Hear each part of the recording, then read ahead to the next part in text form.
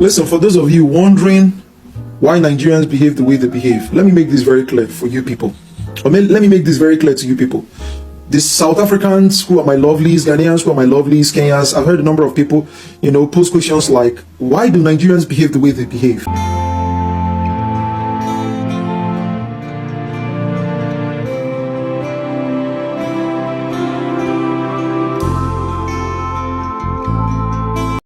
So at this point, the long-awaited question most of you have always been asking, Chivik, why is it that most Nigerians act and behave the way they do? What is actually wrong with some Nigerians? What is actually the problem with most Nigerians, especially when they are in another man's country? The answer is here. Ask no further. Search no further. The answer is here today. My brother Chimdi and I and some other Nigerians as well as Ghanaians have come up with clear evidence of what it is that is actually the reason that most Nigerians act and behave the way they do. And on this hand, some Ghanaians too have come out, to wail in to let Nigerians know whom Ghanaians are, as well as some Nigerians telling their fellow Nigerians that, see, at this point, if you think you are a Nigerian and you have not been to Ghana, and that's why you behave and act the way you do, when you come to Ghana, Ghana will change you, Ghana will humble you. The most interesting part is a UK citizen who have come out to stand and support what he is, seeing and hearing about Ghana. This whole experience, commentary, and submissions will leave you wild and speechless. And that's the reason why you don't need to miss out on any of them. So watch these videos, these submissions patiently to the end. Like this video for my sake and stay subscribed at the end of the day if you like it on here. Then I will come back to sum it up. Let's watch. In Africa need to change the government and the mindset. So they need to step up and take action. They told our story, but it's been wrong. The image of Africa has been distorted around the globe, and we're using YouTube videos to help change the negative narrative one step at a time. Until Africans stand to change their story, no one else is ready to change the negative narrative about Africa. So Ambassador Vix, I'm here to help change the narrative with Mr. Professor from the United States of America. Hi, how are you? Good. How are you? I'm doing amazing. Who are you and what do you do? My name is Dr. Kevin Grant, and I'm a professor at the university. I teach economics, finance, accounting, strategy, leadership, organizational behavior. I also do educational consulting, coaching and mentoring young people and business owners. And I love talking with people. I have a saying, coffee's on me, conversations on you. No agenda. Coffee's on you, conversations on us. Yes. I like his philosophy and mindset. So I think this conversation is going to be in-depth and very educating. All right, so my name is Ambassador Vix. Okay. I travel across the country and engage, I wouldn't say interview, but engage foreigners on the experiences within Ghana and any other African country. I would like to know, before coming to Africa for the very first time, what were some of the perceptions you had about this? Usually the perceptions come out of the news and the media, right? So usually they highlight the bad things. So like war, protest, revolution, and then I study economics, and they talk about how Africa, the per capita income is low, poverty, and then they talk about how the government has control over the people, and it's very oppressive. So it's either the haves or the have-nots. So like the government has resources, but they're not really helping people. So there's a book out, and there's a movement that over the last 50 years that there has been aid to Africa, medical, food, money. But it hasn't made a dent in poverty and helping the people. And the reason for that is the government takes it away from the people. So if you were to land a plane with medical supplies and food, the government takes it. So the idea is that the people in Africa need to change the government and the mindset. So they need to step up and take action. And so rather than waiting for people to help them, they need to help themselves. So whilst you were talking, you said that the media always propagates negativity about Africa. And for the fact that the haves and the have-nots, that is the bourgeoisies and the proletariats. So the bourgeoisie kind of do things that are disincentive to the proletariats. Yeah. But someone like me, I would say that the Westerners kind of do certain things or connive with the bourgeoisie to do things that are disincentive to the proletariat. What do you think? No, that's always true. That's true in any country. So anytime Western culture goes to other countries, they're always going to go to the haves, because that's where the money and the power and the benefits and trying to control government. Okay, they're not going to go to the have-nots because they have no money, no power. And so here's an interesting thought. Okay. Did you know Africa is the wealthiest country in the world? Africa is a continent. Or a continent. Okay, yeah, sorry. Yes. Is the wealthiest continent. I know that indeed, yes. Why is it the wealthiest continent? We have the resources in terms of the capital. We also have the human resources to the extent that there's a huge brain drain impact on the development of You're Africa. absolutely right. That's the reason why. Yeah. So now the question is, why is it the poorest per capita income in the world? Now, am I the interviewer or he's the interviewer? But no, but I like that. We're going to have that conversation. Coffee's on me, conversations on you. No problem. I like that. One, I'm going to say that the haves kind of are selfish. Yes. The haves are selfish. Yes. And two, in as much as we have the resources, we don't add value to those resources. Yes. I mean, those are the two random things. What do you think? It's infrastructure. Yeah. Infrastructure, roads, bridges. So to take the resources and take them to the ports where they can put it on ships and export it to other countries, you have the resources, but you don't have the infrastructure. And so because the government hasn't put money into infrastructure, so it doesn't allow you to take the resources and share it. So export, trade, and being able to transport those to other countries would make you wealthier. Does that make sense? Yes. This is actually a discussion, not an interview. Ghana go shape you, It go shape you in a way where we say you will go back to Nigeria, you will come to say everybody in a town. Person will even show you love for Nigeria, the person go dey suspicious, like you can't dey cautious, like you can't feel like the person won't rob you. This country, I think the only way they see it like that, because if you leave Nigeria when you come here, when you the guy how here go shape you, you can't go Nigeria, something will be normal thing for them. You can't say I'm saying, you know, be normal thing like, oh, you know, say me I no be bad guy, I be very very reserved person for Nigeria, but you know say this thing make you see somebody they give person blow, fight, confusion and all those things. I dey see how way before I come out. Me I'm from Kogi State, sure you understand, from Nigeria there, sure you get. As I come here now, you see this place go shape you in the way they say, you can't go back. Then you can't see people they talk say the first thing when you see for Lagos, already my go, my bag go baraje, my go eje, my child pop. You can't look, you can't see this can't see like you they frightening, you understand? Like you can't fear, like make this guy no kill this person, don't make him no buy him, make him no buy him. Then person feed up days and motor, then you go just see somebody go drink water. For me, don't make come by and give me my water, you go drink and just throw and follow your front. You go like, why they do this kind of thing? Then if you want to tell them, then everybody will be looking like, are you stupid or something? Like you get it. But something we say for here, if you try to waste some water like this, they will look. Everybody will look and say, are you stupid? Why you try to throw water outside the car? Like in the Nigerian way, you try to and say, why you throw something outside the car? They will look and say, are you stupid? Why you? Bro, you know it's you like go see things go they happen, you go come in, Charlie, why is this thing going on here? You see person go they greet person heading but you got to listen and say it's so like it's not normal. You see, when as you they come up on Nigeria, it's normal thing.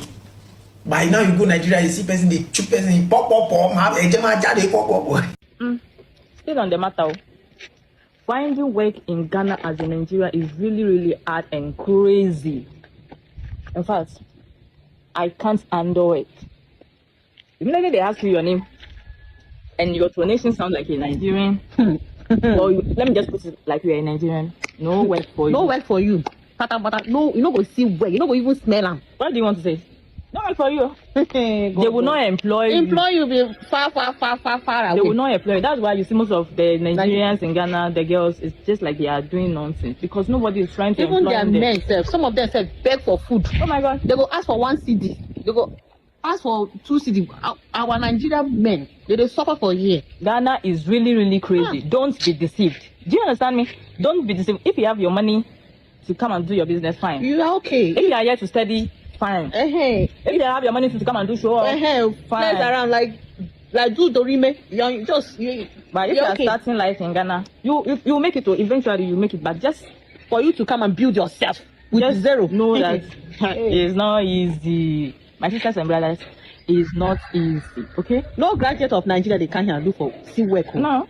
If you, even though you know how to speak all the English you know, when you are in secondary school, it's not working like that. As long as they hear that you're in Nigeria, like your the nation is a Nigerian. Hey God, You are on your own. No, me have said my own. You are on your own. So Nigerians living in diaspora can no longer celebrate in peace. Yes, they can no longer celebrate their achievements without being mocked by other countries.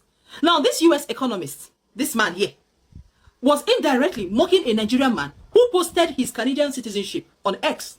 Please, listen to what this man said. Now, let me first read what the Nigerian man posted on his page. He said, I dreamt it, prayed for it, worked towards it, when I didn't even know how I would get there. But here I am today, living it, and it feels so normal. Hashtag certified Canadian. Now, this man, Scott, now commented on that post, right? He said, no group celebrates Western citizenship like Nigerians. They make a spectacle of it, and you would think escaping home is the dream. Is Nigeria really that unlivable? Hell, if this one no be see finish, wait till we go call him. I don't understand. Ever since Donald Trump designated Nigeria as a country of particular concern, we never drink water keep cup. Now, it's also attack from right, left, and center. I don't understand. Like, what is wrong with this guy celebrating his achievements? Please, let me ask you guys. Is Nigeria really unlivable? Yes. People in Nigeria don't die finish. They don't buy. Heck. Was this comment really necessary? Make una tell me. Say no to crime. Say no to crime. Say no to crime. Crime doesn't pay. 4 Nigerians have been handed lengthy prison sentences here in United Kingdom because of phone robbery. According to UK police, they said these 4 Nigerians engaged themselves in coordinated phone robbery, targeted at mostly e-stores. And investigations have shown that they made a total of they made away with goods worth £240,000 from these 13 coordinated phone robberies. I begin to wonder. You are in a secure country like UK and you are embarking on phone robbery. How do you think you can escape? I mean, how do people even reason? Is it that when you come here, you see the kind of mentality, that Nigerian mentality, that you can do some certain things and go scot-free? You cannot do some certain things here and you can go scot-free. It's not possible. There are cameras everywhere. They have good security network. Where are you going to hide? Where are you going to hide? On the street, there is camera. In your place of work, there is camera. In the place you are going to carry out robbery operation, there is camera. Everywhere there is camera. So how can you escape? Now, these 4 guys now, their combined sentences are 55 years. 55 years. One got to 11, one got to 12, just like that. They shared it. So in total, in combination, 55 years. In prison. What will they gain? What is the essence of embarking on a journey that you know that you can't succeed? What is the essence? What is the essence? That they will just go to the store, force the security men, on duty to open the stocks or the stock. They will just cut away phones and go and sell. And after selling them, you will still remain in the UK. Where is the sense? Where is the sense? This is so bad. One love. Mockery of Ghana, we are moving forward. I remember back then we say when they add the e-levy charges. If you want to buy food, we have please mama, add the charges. If you want to buy pure water, add the charges. Bottled water, add the charges. But now I know they hear add the charges again. I don't know why. I don't know why. Because maybe because they don't come out the e-levy. So charges not they follow again. But I remember one time like that, when the e-levy first came. I entered Uber from around the West East. Around West East, what's it called? Around the port. By one depot square. Hey, I come at this, if you're like 70 cities. Not like 80 cities thereabouts. I can't forget to add the charges. Could you believe say this guy, he don't reach like Kaneshi. He come back to airport, come meet me, say, why not add the charges? From my they say, this guy brings me for all the one that side, come here because of 7 cities charges. But anyway, thank God say they don't know what the charges now. They don't know what this e-levy and stuff. You need to pay for now, just the charges for the sending, which is good. Anyway, God bless Ghana, God bless Nigeria, Ghana, Nigeria, Presido. And anyway, tell me, have you ever had any experience with this e-levy matter? But also, I don't get so many experience. Me and the Uber, we fight every time. Add the charges. I say, no, go add charges. This is you. You have to add your own charges. They say, no, you have to add charges. You understand? But for me personally, I feel like even when the charges was the e-levy was active here, I don't think I should be paying for the charges because it is your business. You understand? It's your business. You have to be able to pay for your own charges and stuff like that. But anyway, God bless Ghana, God bless Nigeria, Ghana Presido. Okay, so why are so many people who are not Ghanaians interested in the Ghana passports? First of all, Ghana is one of the most stable countries in West Africa right now, believe it or not. And most of these other West African countries do not have very good international relationship. Listen, for those of you wondering why Nigerians behave the way they behave, let me make this very clear for you people. Let me make this very clear to you people. The South Africans who are my lovelies, Ghanaians who are my lovelies, Kenyans, I've heard a number of people, post questions like, why do Nigerians behave the way they behave? Here, are you seeing it? This was a research conducted by psychiatrists. They are experts as of 2016 and some were 2018. What does he read? 1 out of every 4 Nigerian is mad. 1 out of every 4 Nigerian is mad. This is Al Jazeera saying the same thing. So it's not something that is hidden. This was conducted as of 2016-2018. But I'm telling you right now that as of 2025, 3 out of every 4 Nigerian is mad. 3 out of every 4 Nigerian has mental disorder. Because, you see, look at this. This is the only thing that could clearly explain why Nigerians behave the way they behave. Because I know a number of people just cannot fathom it or wrap it around their heads. In knowing that someone that says he's a human being can actually think like this. That's why I often tell people, when they tell me, why do you often speak against Nigeria? And they don't know that this video is kind of like a mental therapy. It's like a sensitization. Go to my page and you see that what I really do is indirectly sensitize Nigerians. I use challenges on them to see whether these people can actually see what Nigerians need is not a church. We don't need churches in Nigeria. We don't need churches. What we need are hospitals and schools. Quality hospitals and schools. We need clinical psychologists. We need psychiatric hospitals. We need mental therapy. We need AA meetings, attitude adjustment meetings. We need all these therapists. These people that can talk to us so that we can rebrand the way we think. Because the truth is that Nigerian problem is a clinical problem. I used to say this. I never saw this. You see, I've been saying this because I was able to find out, when putting 2 and 2 together, I have the gift of doing such until I started seeing scores. I started seeing magazines. I started seeing a number of things. And I wasn't really shocked. So don't be surprised if you're from any other African country. This is exactly why Nigerians behave such ways. All right, guys, let me start with what the UK citizen whom we watched actually did say is the problem of Africans. There is, at least high percentage of truth. Now, the most, challenges we as Africans have is that we don't really know how to manage our resources. We are blessed.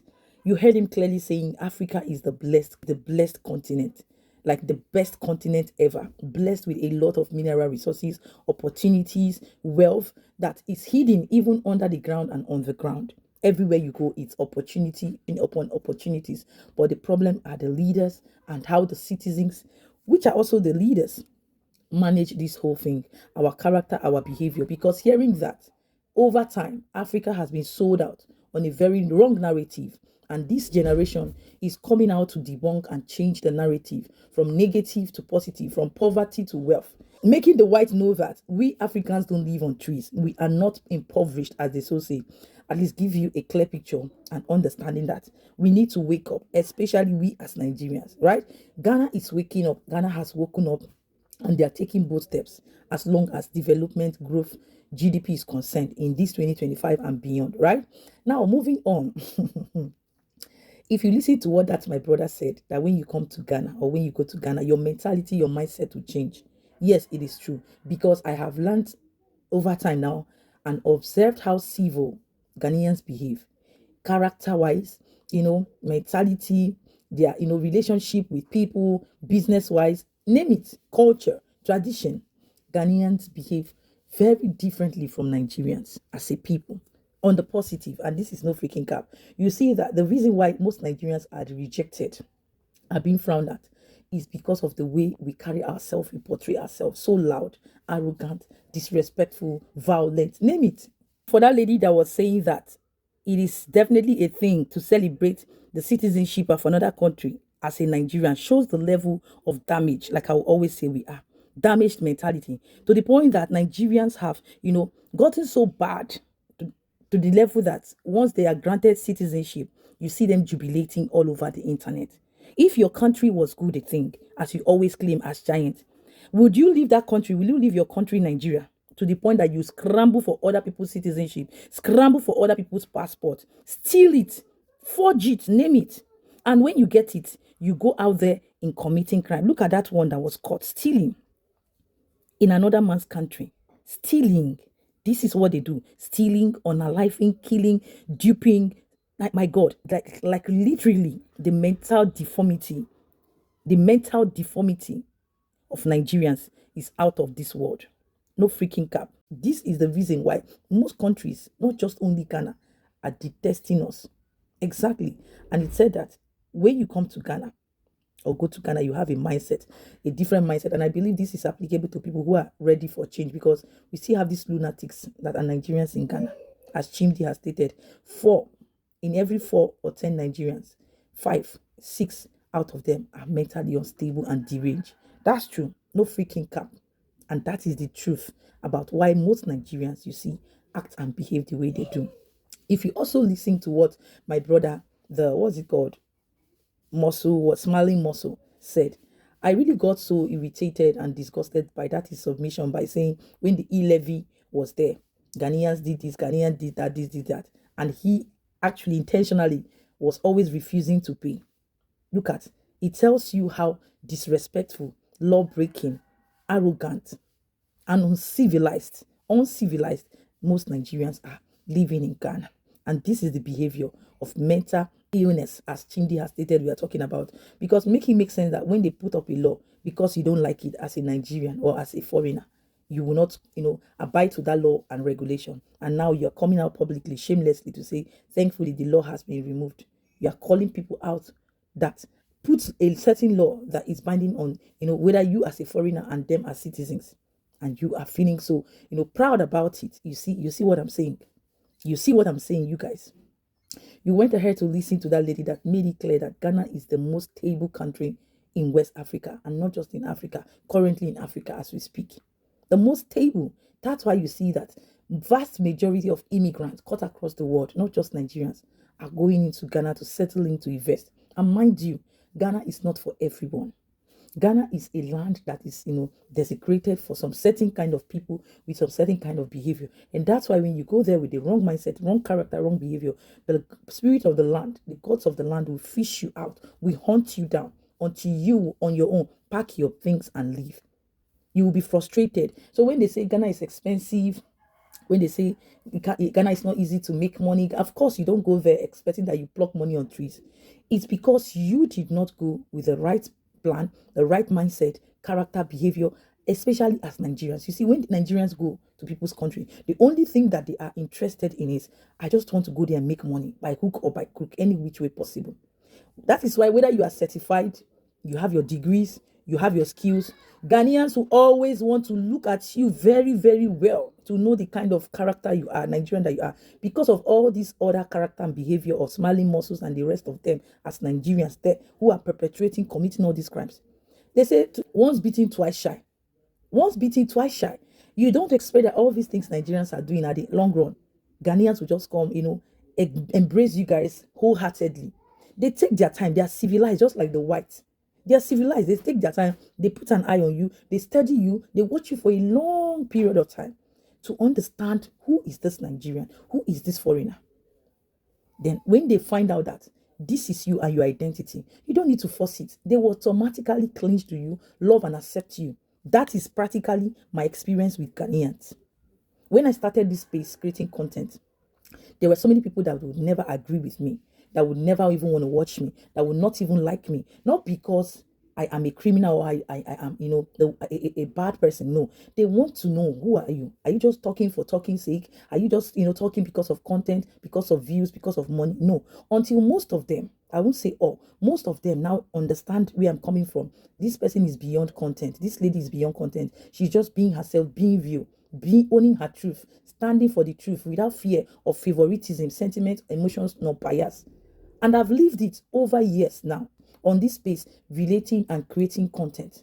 So if it's not from the deepest part of my heart, I won't do it. If I'm not happy, I'm not happy. If I am happy, I am happy. All the emotions will show. Everything will show. I will show it realistically, pragmatically. Because I believe what really favor me if I see the truth and I don't say it. If I see the truth, I hide it because I want Nigerians to love me. Like seriously? Because I want Ghanaians to love me. Like seriously? No. Those that knows, understand, and believe the truth will stand by me and stand for me because they know and they are sure about it. That's why I live my life just the way I am.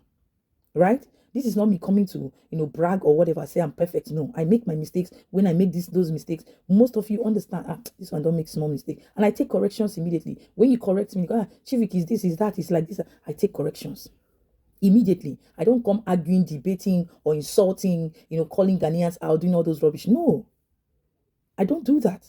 Like the other man will come and be advising the government of Ghana what to do for, Ghanaians. Meanwhile, we that have greater problems, we have not removed what is in our eyes. We want to remove that of others. These are the issues. These are the points.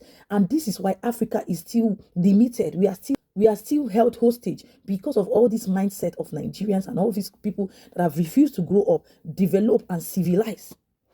Right? Because indeed, Africa is the best continent, the wealthiest, the richest. No freaking cap. But if only our mindset, our character, our attitude, like Chindi has cited, will change, like from negative to positive, from mental deformity, illness to, being mentally healthy, which is seeking for, innermost change, retrospecting, learning and unlearning the wrong things, learning the right things. That's why I'm stuck on Ghanaians and South Africans and all these countries, because I'm learning.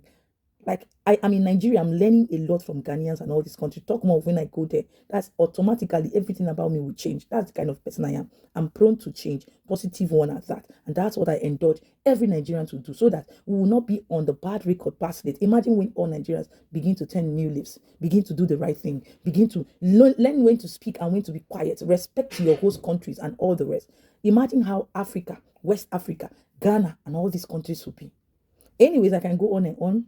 I don't want this video to be too lengthy. Share your thoughts in the comment based on everything we've seen here. I might not have touched everything. What do you think? What some of these people have said here, are they true? Are they false? Let me know. I am also open to learning. Yes, there's no limitation to learning. We learn on daily basis. Like this video once again if you actually did. Share this video for more people to see and stay subscribed. And I will see you in my next one. Do have a blessed day out there. This is me, Ya Asantoa, aka the ambassador one of the motherland Ghana. Oshe Bades. I'll see you in my next one. Ciao, ciao.